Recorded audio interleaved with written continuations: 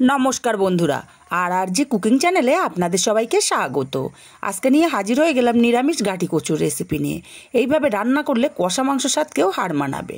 তো চলুন শুরু করা যাক। এখানে 500 গ্রাম গাঁটি কচু খোসাটা ছাড়িয়ে মোটা মোটা পিস করে কেটে নিয়েছি। একটা গাঁটি কচুকে 2 টুকরো করেছি। এখন এখানে দিয়ে দিচ্ছি হাফ চামচ পরিমাণে হলুদ, দেব স্বাদ মতো লবণ, আর দেব হাফ চামচ লঙ্কার গুঁড়ো। এটা আমি ঝাল লঙ্কার গুঁড়ো ব্যবহার করেছি। দিয়ে দেব বড় চামচের 1 চামচ বেসন। এর চেয়ে বেশি বেসন দেওয়ার দরকার নেই। খুব ভালো করে মাখিয়ে নেব হাত দিয়ে। খেয়াল রাখতে হবে প্রত্যেকটা গাঁটি কচুর গায়ে যেন মশলাগুলো লাগে। খুব ভালো করে মাখিয়ে নিয়েছি। এবার একটা কড়াই গরম করে এখানে 2 চামচ পরিমাণে তেল দিয়ে তেলটাকে কড়ার গায়ে ভালো করে ছড়িয়ে দিলাম। এবার এক এক করে গাঁটি কচু এখানে আমি দিয়ে দেব। তবে খেয়াল রাখতে হবে একটার সাথে একটা গাঁটি কচু যেন লেগে না যায়।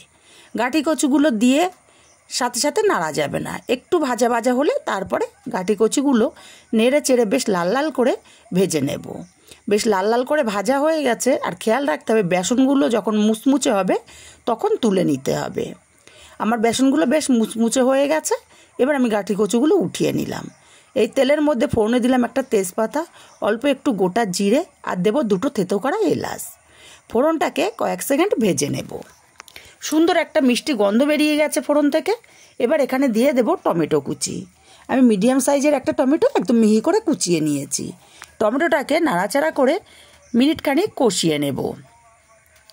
মিনিটখানিক কষিয়ে নিয়ে এখানে দিয়ে দেব 1 চামচ পরিমাণে গ্রেট করা আদা। আদাটাকেও কষিয়ে নেব কাঁচা গন্ধ চলে যাওয়া পর্যন্ত। আদাটাকে ভালো করে কষিয়ে নিয়েছি। এবার এখানে দিয়ে দেব অল্প পরিমাণে জল।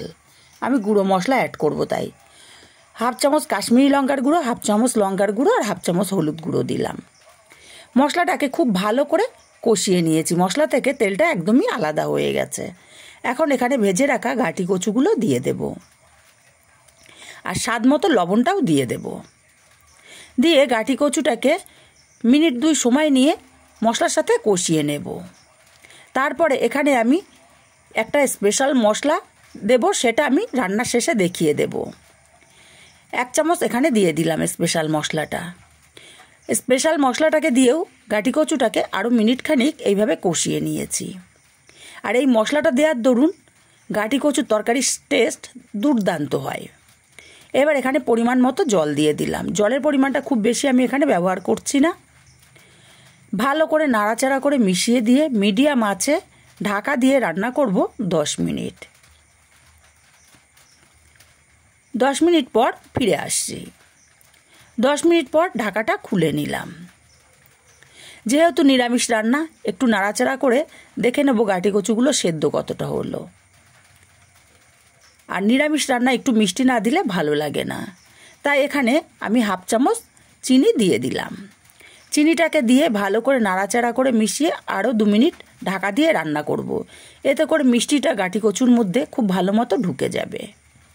2 মিনিট পর ঢাকাটা খুলে নিলাম।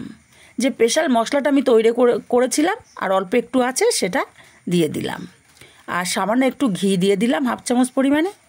ঘি আর স্পেশাল মশলাটাকে দিয়ে নাড়াচাড়া করে মিশিয়ে গ্যাসটাকে অফ করে ঢাকা দিয়ে 5 মিনিট স্ট্যান্ডিং টাইমে রেখে দেবো। তাহলে রেডি আমার দারুণ তাদের গাঁটি কচুর রেসিপি। এবার আমি মশলাটা আপনাদেরকে দেখিয়ে দিচ্ছি। একটা কড়াইয়ের মধ্যে হাফ চামচ গোটা জিরে, হাফ চামচ গোটা ধনে, 3টে এলাচ, একটা দারচিনির টুকরো, আর 3টে লবঙ্গ ভেজে গুঁড়ো করে তারপরে ব্যবহার করেছি মশলাটা।